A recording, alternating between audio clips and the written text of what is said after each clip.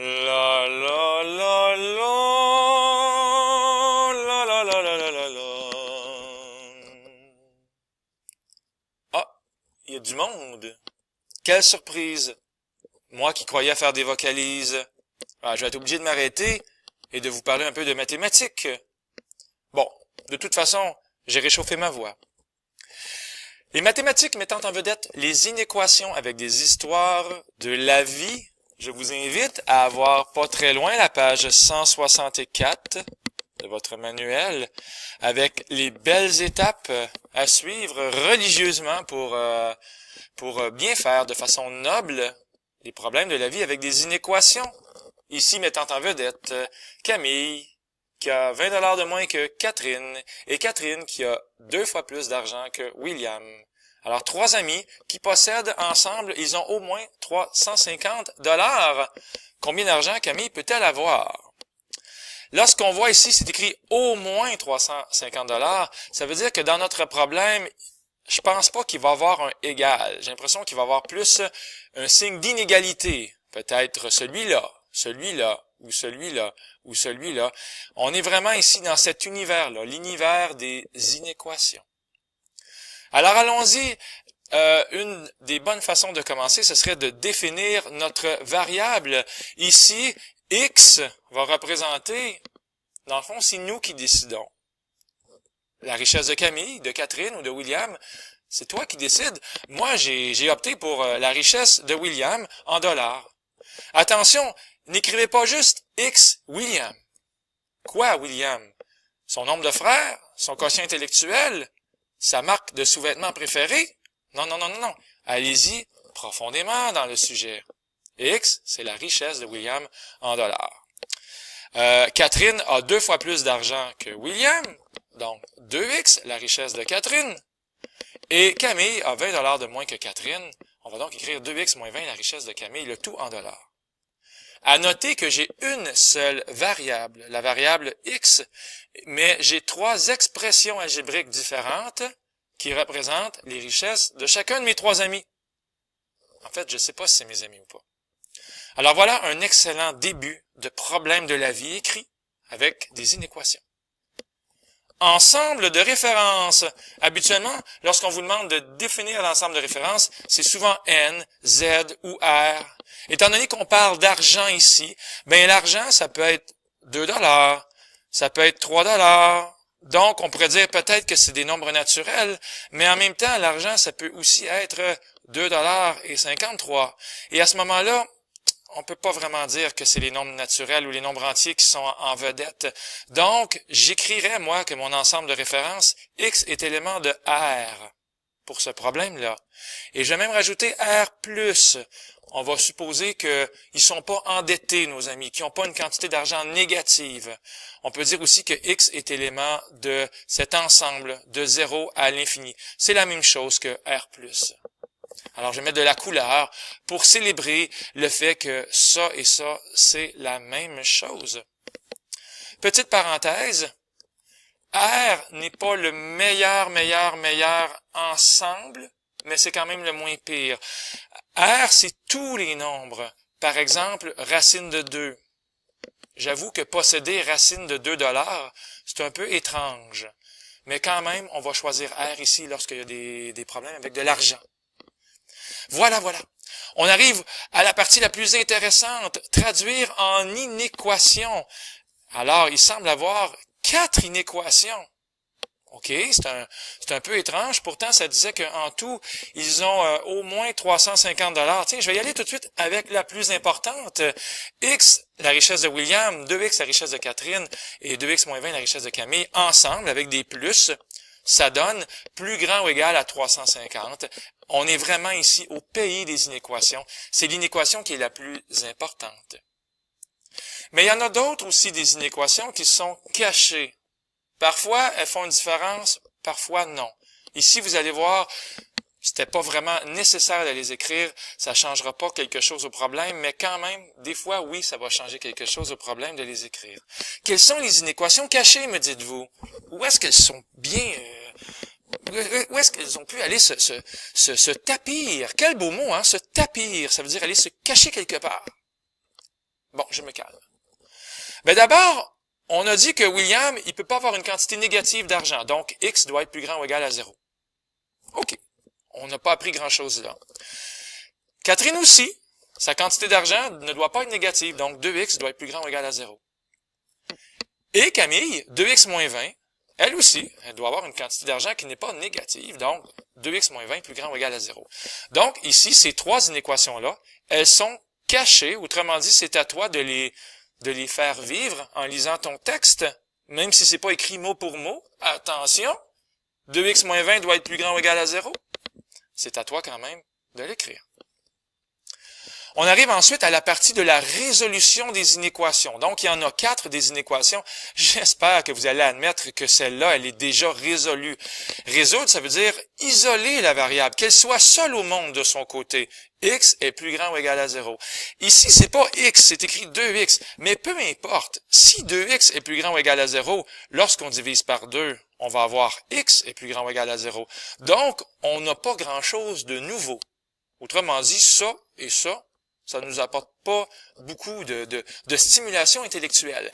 Mais, elle s'est réglée, mais elle ici, attention, je proclame que 2x moins 20 aussi doit être plus grand ou égal à 0. Alors lorsque j'écris ceci, que 2x moins 20 doit être plus grand ou égal à 0, et que je fais la balance de façon juste, je vais donc avoir 2x est plus grand ou égal à 20, et ensuite, lorsque je vais diviser par 2, je vais avoir cette inéquation-là ici, cachée. Voilà.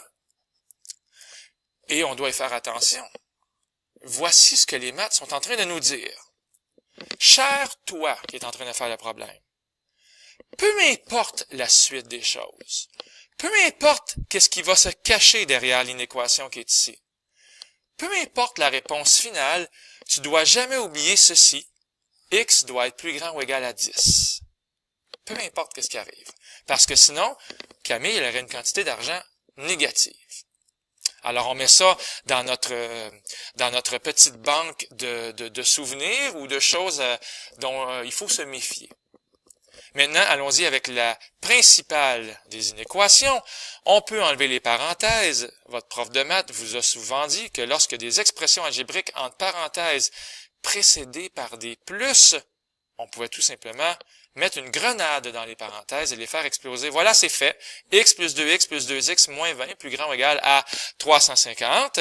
Ça fait 5x moins 20 est plus grand ou égal à 350. On va enlever le moins 20.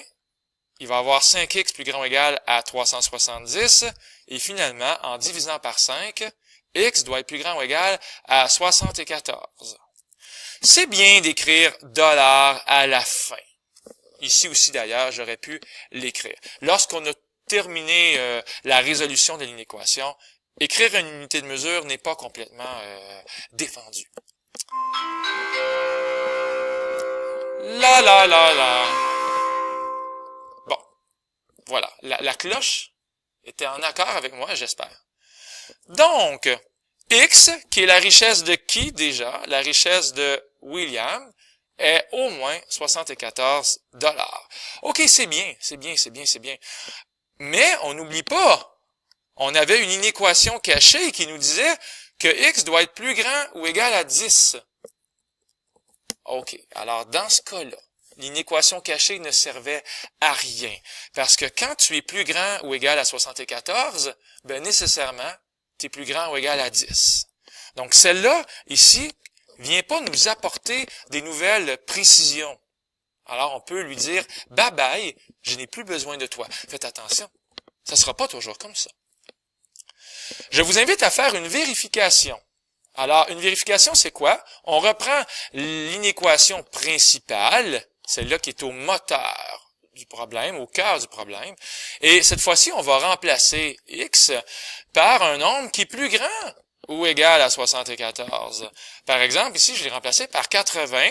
Et ce qui est tout à fait charmant et joli, c'est de mettre un point d'interrogation. On est en train de vérifier, juste pour voir. Est-ce que si je remplace x par un nombre plus grand que 74, je vais avoir une réponse ici plus grande ou égale à 350? J'espère que ça va être le cas. Le point d'interrogation est un signe de sensibilité artistique, le respect des mathématiques, de votre enseignant, de vous-même, qui sait, de votre chien, de vos parents. Alors, 80 plus 160 plus 160 moins 20, est-ce que c'est plus grand que 350? Je me le demande. Je crois bien que oui. 80 plus 160, ça fait 240. Plus 160, on est rendu à 400. 400 moins 20, ça fait 380. Est-ce que c'est plus grand que 350? Et là, je ne mettrai pas un point d'interrogation. En fait, la question, c'est est-ce que c'est plus grand ou égal? Et je ne mettrai pas mon point d'interrogation parce que c'est réglé dans ma tête. Je suis fort satisfait. Je pourrais faire un émoticône, un emoji, un bonhomme sourire qui dit voilà, c'est réglé. J'affirme solennellement que 380, c'est plus grand ou égal à 350. En remplaçant x par 80, donc un nombre qui était plus grand ou égal à 74, ben, mon inéquation, elle est vraie. Voici ce qui s'appelle une fort jolie vérification, n'est-ce pas? Bon, d'accord. Et on termine le problème de façon gracieuse. On a dit que x était la richesse de William, au moins 74. Donc, je vais écrire ici x est plus grand ou égal à 74. Donc, le double de x, ça serait 148. Alors ici, la richesse de Catherine doit être plus grande ou égale à 2x. Donc, je vais écrire effectivement 148. Je vais mettre mes unités de mesure parce qu'on est à la fin du problème. Et ici, 2x moins 20, ici c'est 2x plus grand ou égal à 148 $. Et ici, 2x moins 20, ben, doit être plus grand ou égal à 2 fois x moins 20, 2 fois 74 moins 20, ça fait 128 $. Donc, on peut maintenant répondre à la question. La richesse de Camille doit être plus grande ou égale à 128 $ pour que ce problème-là soit vrai. Pourquoi je dis la richesse de Camille? Parce que c'est ça ici qui est demandé. Quelle quantité d'argent Camille peut-elle avoir? Oui, Camille, c'est de toi dont on parle. Tu dois avoir au moins 128 $ dans tes poches. Attention à la question finale. On pourrait te demander de répondre sur une droite numérique. On est dans les nombres réels, n'oubliez pas, vous pouvez écrire R+.